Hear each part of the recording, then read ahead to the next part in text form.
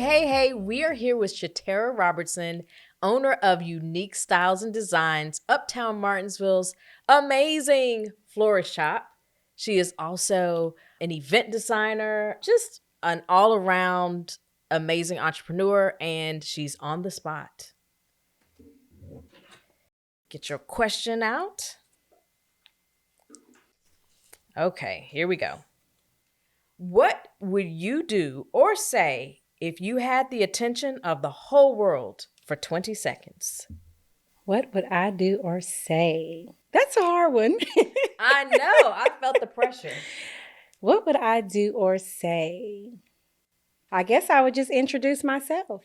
My name is Shatera Robertson. Hello, world. It's me, it's Shatera, owner of Unique Styles and Designs in little old Martinsville, Virginia, where big dreams do come true. I am a floral and event designer where I do amazing events all around the world. That is what I would tell them. Even though I'm not worldwide yet, I do plan to be someday. So 20 seconds, I think that would be enough, just enough for them to be intrigued, just to hear a little bit about me where they would want more. Yeah. Oh, that you're going to be booked and busy. You did a whole commercial for Martinsville, didn't you? Where big dreams can come Yes, true. where That big might be dreams the can new. come true. Yes. That might be the new tagline. Yes, absolutely. Absolutely. Okay, so you gave Martinsville a whole new tagline. I love it. Tell me what's great for you being uptown, being in your hometown, doing what you do here. So the best thing I feel like, of course, in Martinsville is I feel like I pretty much know everybody. It just feels like home to me because it is home. So I have been places where, I have to get to know people, but just being in Martinsville in some kind of ways, everybody is connected to someone, or it's always somebody that knows somebody, or it's always like a good connection. Just very welcoming. Martinsville have amazing people. I just feel just so, I can't even explain the feeling that I feel with Martinsville people. I just think we have amazing people. I love being uptown Martinsville. We have great traffic uptown Martinsville. It's definitely picking up. Yes, absolutely. So I get a lot of just walk-ins, just people just walking in from off of the streets. Walking here was just like a great walk. Just being uptown Martinsville is an amazing feeling. If you have not ever taken a walk, just walking uptown Martinsville, you should. Yes, you absolutely have to. It's soothing. It's calming. It's relaxing. So I love uptown Martinsville. I love Martinsville, period. I just love Look Martinsville. at you being a super fan. Yes, girl. I'm a Martinsville girl. Yeah, so, yes. Yeah. I love that.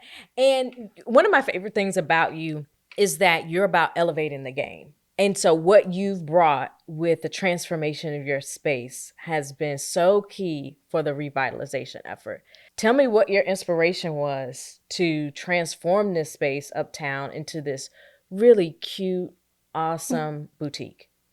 So when I actually first walked into the place where I'm currently located, first thing I did was see potential. So when I first actually walked inside of there, I was just thinking, okay, this can just be a place where I just come and just do my flowers, kind of do my events. But then it was just like, no, this could be an actual flower shop for me. Like I could sell flowers out of here and I can just make it look really, really pretty.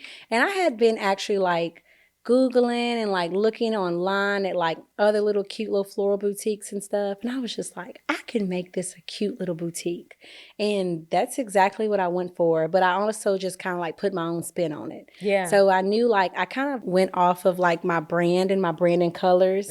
So I knew like my colors was black, white, and gold. So if you come inside of there, you see like the white cabinets with the gold accent handles and everything. So just kind of just went with the flow of that. And then, of course, like my chandelier, it looks like a flower. So I was like, I need something that looks like a flower, give me flower shop vibes. Yes. So it's just kind of what I went for. And you have like the most incredible eye for design. Some of the creations that I've seen you make for baby showers, weddings, family reunions, like you do a whole lineup and you're so detailed. It is absolutely incredible. How did you get started? Well, with designing and having the eye, I cannot say that I ever got started. I think it's just something that kind of came natural. And I always say that it was something that it's a gift.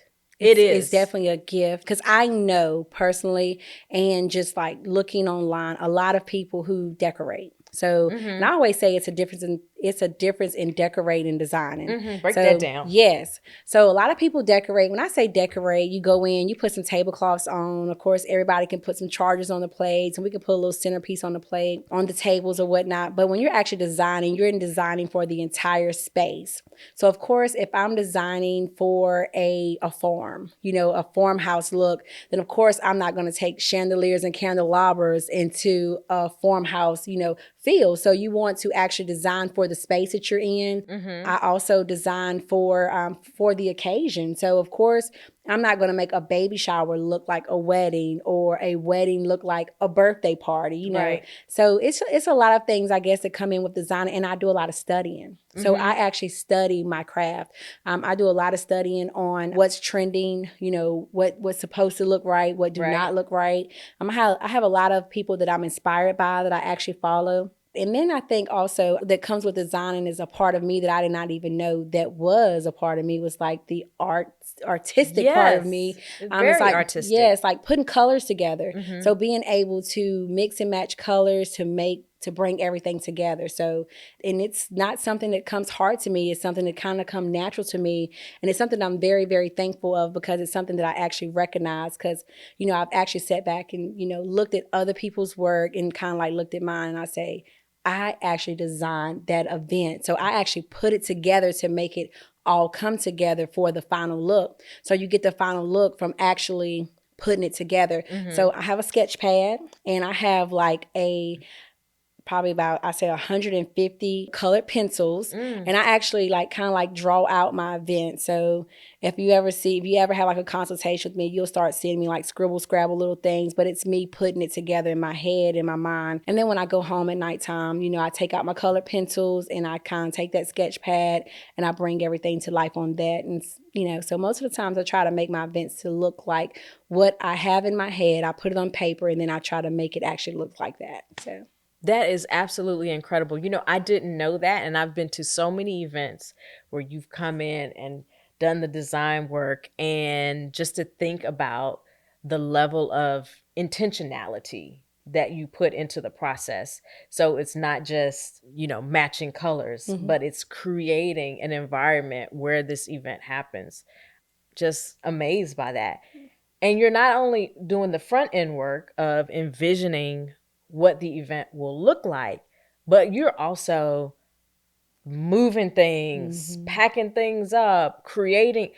Tell us about the heavy lifting that goes into the process. Oh, yes, the labor. Yes. So the labor is the hard part. And I think that it's the part that people they don't see it. So no one sees all the hard work that goes into it, which is why I've been doing the reels. If you follow me on Instagram and social media, you will see that I'm posting reels of all the hard work that goes in it from the starting process to the ending process. So everybody sees all the glam in the end, but they do not see the processing of the flowers to get the flowers to even look right for the event. Like a flower does not already come, just already pretty. You have to process the flowers to get them to open up, to get them to look right in your centerpieces. It's a lot of stuff that goes into play with that. So just processing flowers to actually wrapping up all of your centerpieces, to cleaning all of the centerpieces, all of your vases, and getting them all prepared and putting them on racks for the racks to be rolled in, to be rolled out. It's a lot. It's a lot. I started feeling tired. I started feeling tired because I've seen you do it, and I've seen the care in which you do these things. So you're not just slinging stuff around. It's like you are taking the time to ensure that people have a high quality event. But that's not all you do. No. You don't just design events. You have this space in Uptown. And I know that this vision for the florist element of your work came about during the pandemic. Bring us up to speed on that.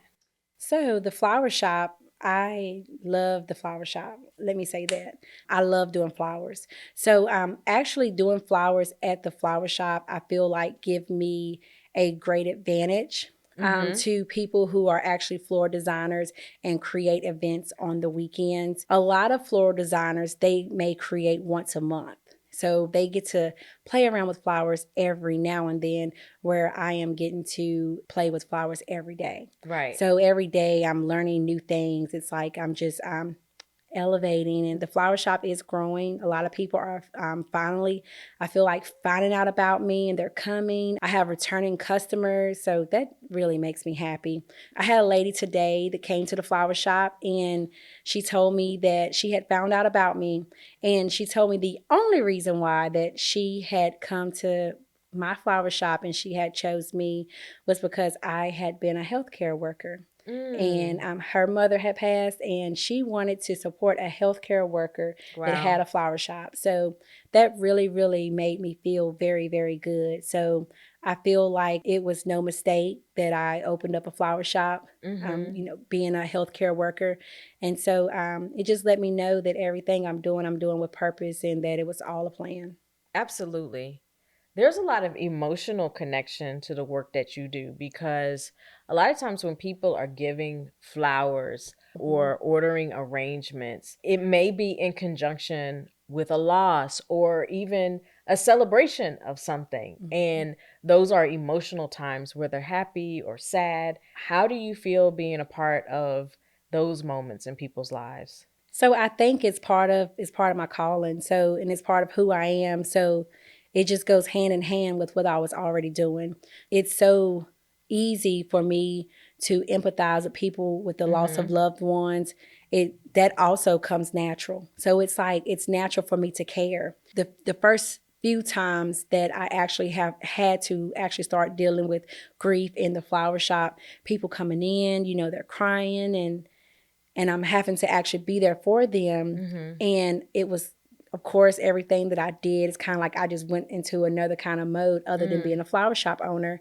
And after, they left and everything, I can remember feeling the same type of feelings that I had working in the emergency room, and going home sometimes and, feeling, like, hey, I actually helped someone today other than just making flowers for them. Right. So it's more than me just making flowers. It was more so me just helping someone in a caring way. Because, that's not a value you can't pay for caring and other type of things that you naturally need. So yeah, it just goes hand in hand with me. It's just, I don't know. I can't explain that either. It's just something that's just in me to do, I guess. You shared something recently that I wasn't aware of, but your inspiration for getting into the healthcare field was from your aunt. Can you share a little about that? Yes, me and my aunt Shantae, we grew up kind of like sisters. She was 7 years apart from me growing up. I was 21 years old. She was 28 years old, and she died of leukemia. But I can just remember just going to the hospitals and sitting around with her and talking to her. And she was young and I was young, but just being there in that process, I paid a lot of attention to the doctors and the nurses that were coming in and taking care of her. And of course she passed, but in the process of just going through all of that and being with my mom and my grandmother and my family through the process, I decided that I wanted to be a nurse, that I wanted to be a registered nurse, that I wanted to be a nurse that worked in a hospital, that took care of people, that helped people that had to go through the same thing that I went through. It was a very hard process, very long, drawn out. I mean, it was just... It was a battle. It was a battle. When people say that, they fought the battle, they fought a fight, it actually is a battle. And it's a battle that's not only that the person is fighting themselves, but their families are fighting with them. And so afterwards, I remember the grief. I remember the emotions that came with that. So at that moment, after her passing and, even her going through the battle, I had my mind made up that I wanted to be a nurse. And I wanted to be a nurse because mostly because I wanted to help people. I wanted to be there for families. And so I've been a nurse for 10 years, and I wouldn't give anything for nursing as well. So I love nursing. I love people. I love people. Yes, so you do. I love people, and I love being able to help.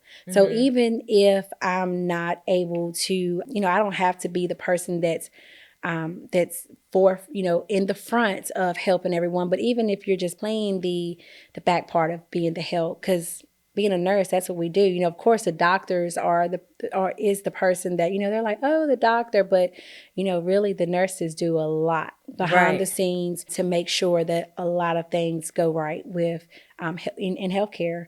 It's just what I've always wanted to do. And I did that. That was one of my goals. So, and then my next goal was to establish my business and become more business oriented. And of course, to get my business started and see where it takes me. So that's where I'm at right now in life.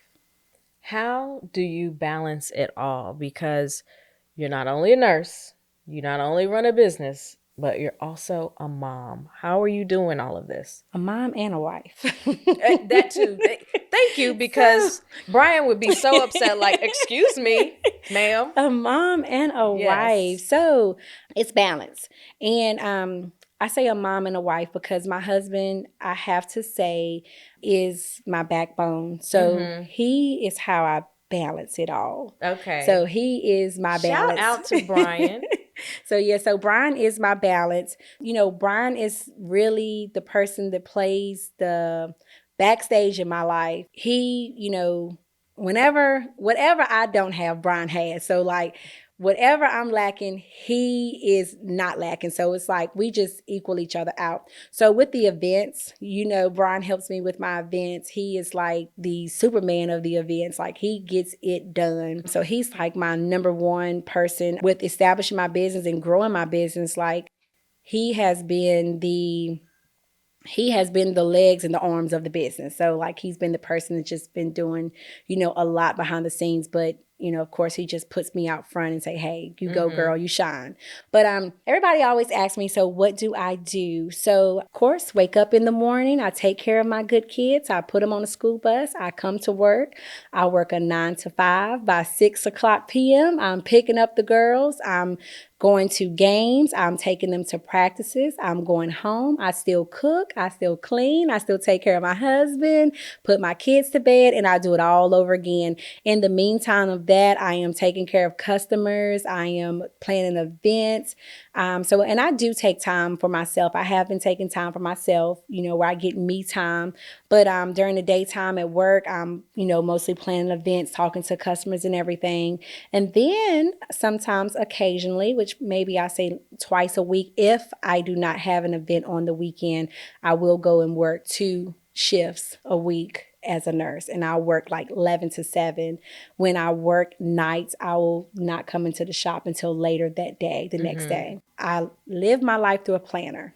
I do have a planner. Okay.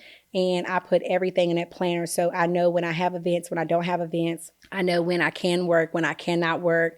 So I try not to schedule work anytime whenever I have like events and stuff, because I know that it will, really wear me out. Brian, he kind of like just steps in. So, if I have to work, of course, he's going to be the person that's helping out with the kids and doing more so with the kids. And he'll even help out with the shop the next day. So he's been my backbone to help me balance life out. So. Now, are you a paper planner or are you electronic planner, or are you hybrid? Where do you fall in that? So I'm all paper. Like I have to write it down. If I don't write it down, then it never happened. So I still write to-do lists. And I still write them on paper. And then sometimes every now and then I might like put it inside of my phone, but very seldomly do I do that. But I just try to write it down, because I feel like if I write it down, it goes to my mind. So if I just like type it, it really does not stick with me. So, back in the day, how I used to have to write like your notes out. Yeah. And that was my way of studying in nursing school. So I had to write it out. So if I write it out and then I read it, then it's there. Yeah. So it's kind of like a studying thing for me. So that's how I go about life too. So if I write it down, I'm going to remember what I wrote down. And that's kind of how I do things. Yeah, it's definitely a great device to embed it in your mind. So I want to check in about one more thing. I know that somewhat recently you worked with one of my favorite people, a celebrity who Oh, yes. is, yes, please share that experience. So I did an event, and the event that I did was in Eden. Well, it's supposed to be in Eden, North Carolina, but it was in Greensboro, North Carolina. And I'm taking that your celebrity favorite person is Tabitha Brown. Yes, Tab. So Tab's mother-in-law, so Tab's husband's mom, Mm-hmm. has a business. It's called All About That Thrift. And she was wanting to get into thrifting, and she was wanting to open up like I guess it was kind of like a forum where you can kind of like come and you can bring your clothes and you can exchange them. Okay. So she was very interested in doing this type of event. And so she came to Martinsville, and I'm not exactly sure who she connected with or how she connected with them, but they connected her with me. And she literally one day just walked into my shop, and she knew exactly who she was looking for. And she told me exactly what type of an event it would be. And she wanted me to execute that event for her. And I took on the event planning and the decorations and stuff for the event, not knowing who she was. So I had a gut feeling that, it was some type of possibility of something or somebody, but I never asked any questions. Right. You're just going to do what you do. Yes, I was like, oh, yes, girl, we're going to hook this up, And so eventually I did find out who she was, and it was still fair. Everything was still a fair game. And so I did the event, and Tab showed up, and I was excited. So, Oh, yeah. yes, absolutely. But they were an absolutely amazing family. They were very, very nice, down to earth, very, I mean, they were just they were just down to earth people. So, yes. Awesome. Well, I know there will be many more incredible events in your future, and just wishing you so much success with this business that has absolutely brightened uptown. And your energy is infectious, it's encouraging, it's inspiring. And thank you so much for being on the spot. Thank you. I appreciate you guys.